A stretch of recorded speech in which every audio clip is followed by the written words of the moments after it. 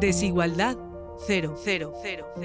Un espacio en colaboración con Oxfam Intermón.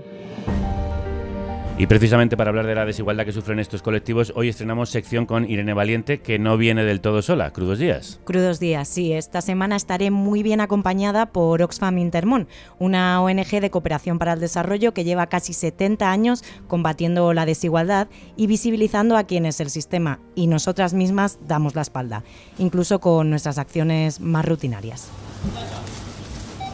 ¿Cómo hacer la compra, por ejemplo? Eso es, porque Violeta, Javier, además de espárragos, fresas y aceitunas, hay algo que habéis metido en vuestros carros sin siquiera daros cuenta: la explotación de miles y miles de personas migrantes. Esta es la principal conclusión de un informe que acaban de publicar Oxfam Intermón y la Universidad Pontificia de Comillas con el título Esenciales pero invisibles y explotados. No es la primera vez que denunciamos las condiciones en las que trabajan tantas y tantos migrantes en el campo español en este programa. Sí, la cosa es que aunque nuestro país es el primer productor de frutas y verduras frescas de la Unión Europea, no es el único que viola los derechos de los trabajadores de forma sistémica.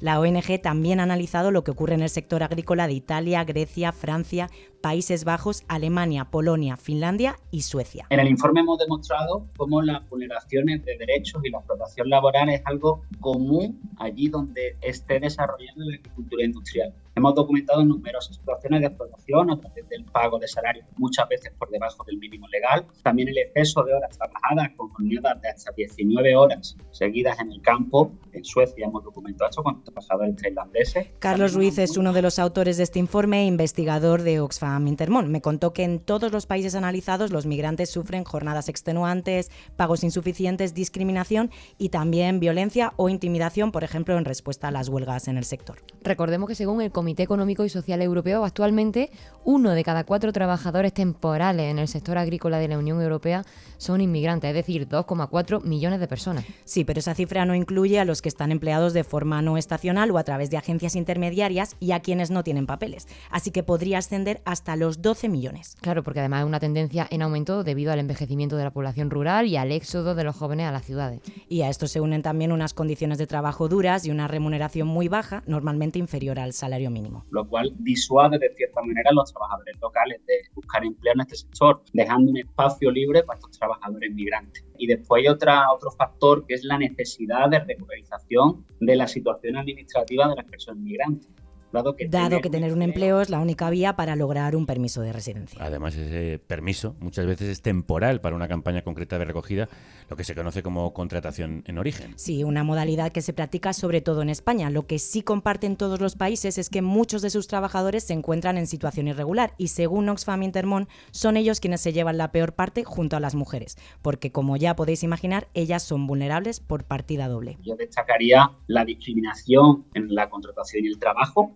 ¿Vale? Hay cierta idea de que la mujer es más delicada a la hora de coger la fruta, y también en la contratación. Las mujeres marroquíes de 15.000 a 20.000 que vienen todos los años a Huelva, se contrata exclusivamente a mujeres que sean de zonas rurales, jóvenes, que estén casadas, divorciadas o viudas y, sobre todo, que tengan menores dependientes a su cargo en su país de origen. La investigación refleja una crónica desigualdad de género. En Huelva, por ejemplo, la mitad de las mujeres revelaron que ganan menos que sus homólogos masculinos, mientras que en Italia su salario es un 30% inferior. Lo hemos contado muchísimas veces aquí, y eso por no hablar del machismo, el acoso y los abusos que pueden sufrir mientras trabajan también en su propia casa. Sí, de hecho, muchas mujeres denuncian haber sufrido chantajes sexuales por parte de los encargados de los alojamientos temporales en los que residen. Y ya sabemos que todas y todos los migrantes afrontan serias dificultades para acceder a una vivienda digna por sus bajos ingresos y el racismo de los caseros. El alojamiento que consiguen, de hecho, suele ser precario, superpoblado, caro y aislado de los núcleos poblacionales. Por eso muchos terminan residiendo directamente en las propias explotaciones agrícolas en condiciones precarias. Puede variar mucho en calidad y a menudo influye condiciones de vida básicas y muchas veces insuficientes a compartir entre bastantes personas. En algunos casos esto también se utiliza para aumentar el control sobre estas personas trabajadoras.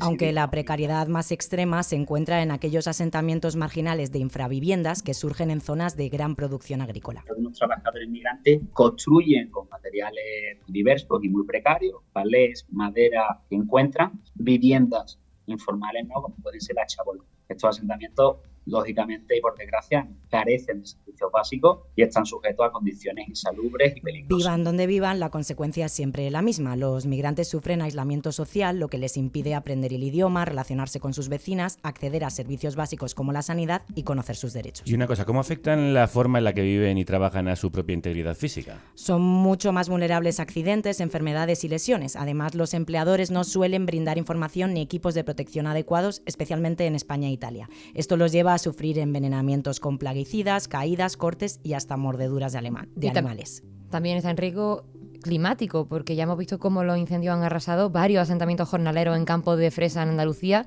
y el calor extremo con el que tienen que trabajar. Sí, de hecho, uno de los casos que denuncian desde Oxfam Intermón es el de un empleado nicaragüense de 44 años que en 2020 falleció por un golpe de calor durante la campaña de recogida de sandía en Murcia. Contemos de qué países suelen proceder estos trabajadores. Su origen es muy diverso. A Suecia, por ejemplo, acuden de países asiáticos como Tailandia o Bangladesh, aunque la mayor parte de Europa suelen proceder de Marruecos, Mali o Senegal. Ese fue el caso de Seydou Diop. El viaje fue una locura, sinceramente, fue un viaje con muy mala experiencia, un viaje muy duro, muchísima violencia y mucha gente se han fallecido, colegas míos, y falta de hambre, agua potable. En 2016 se marchó de Senegal y después de cruzar Mali, Burkina Faso, Níger y el desierto de Libia, cogió un cayuco en dirección a Italia. Poco después viajó a España y terminó recogiendo aceitunas en Jaén. Primer trabajo en Europa, obviamente, porque todas las salidas de los inmigrantes que están llegando aquí, la única opción que hay es el campo. Hay mucha gente que valen más que trabajar el campo, pero la manera que se han hecho las leyes es la única alternativa que nos quedan para tirarnos a trabajar mientras llegarnos a nuestros sueños. Entre los olivos jienenses le hablaron de las campañas de mandarinas, naranjas y fresas en Huelva, así que decidió emprender un último viaje. Y en esos años trabajando en el campo experimentó muchos de los abusos que denuncia Oxfam Intermón. La situación de explotación y violación de derechos humanos es lamentable, es horrible. Es que no hay derecho, porque es que lo que hay en los campos, de manera general, la mayoría es esclavitud modernas. Por así es la palabra que... Él tardó 3 años en conseguir sus papeles y ahora es portavoz de la Asociación Nueva Ciudadanía por la Interculturalidad, ASNUCI, y de la campaña Regularización Ya en Huelva. Recordemos una campaña que después de 2 años de lucha, el pasado abril, logró que el Congreso tomase en consideración una iniciativa legislativa popular para regularizar a 500.000 personas migrantes en España. Eso es, por eso Seydou sigue denunciando que muchos ayuntamientos españoles los convocan a trabajar pero no les permiten empadronarse, y opina esto sobre aquellas voces de la derecha que aseguran que la regularización de los migrantes provocaría un efecto llamada. El único efecto llamada que hay es las frutas, es el trabajo.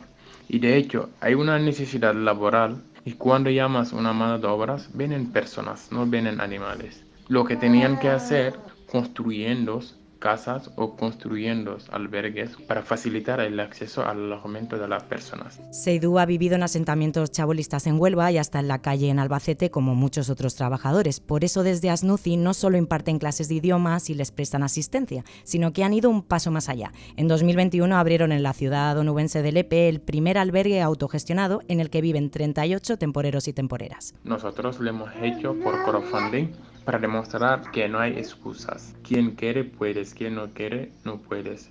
Lo que falta realmente es la voluntad política. Nadie la ha vuelto a copiar. Hasta este año el Ayuntamiento de Lepe ha podido hacerlo también lo mismo con 152 alojamientos.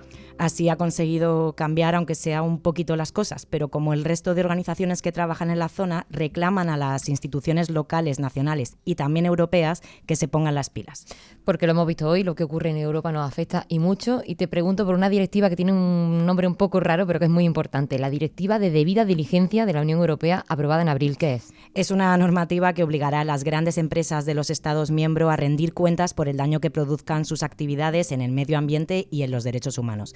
Por eso le pregunté por ella a Carlos de Oxfam Intermón. Si su aplicación se hace de manera correcta, puede suponer un cambio importante respecto a las condiciones laborales de los inmigrantes. Estoy seguro que los actores que participan en la cadena de suministro, supermercados principalmente, van a estar más pendientes de lo que les ocurra a los trabajadores y trabajadoras agrícolas migrantes que antes. Aún así, no es suficiente. Desde la ONG reclaman más medidas como aumentar las inspecciones de trabajo en las explotaciones o que las ayudas de la política agrícola comunitaria se dirijan a empresas que respeten los derechos de las personas que contratan. También insisten en la importancia de contar con una representación sindical más inclusiva y diversa. Vemos que muchos sindicatos, principalmente los mayoritarios, no cuentan en sus estructuras, incluso en los comités de empresa, con personas migrantes, ¿vale? Y esto es algo súper importante porque las personas migrantes deben ser partícipes de defender sus derechos. Necesitamos su mano de obra, pero la tratamos como mano de obra esclava. Y esa violación de derechos, por cierto, es el terreno abonado para plantar la semilla del fascismo. Gracias a Oxfam Intermón por visibilizar esta realidad y a ti, Irene, por hablarnos de ella. El jueves, una segunda entrega. Hasta el jueves. Financia el periodismo libre e independiente.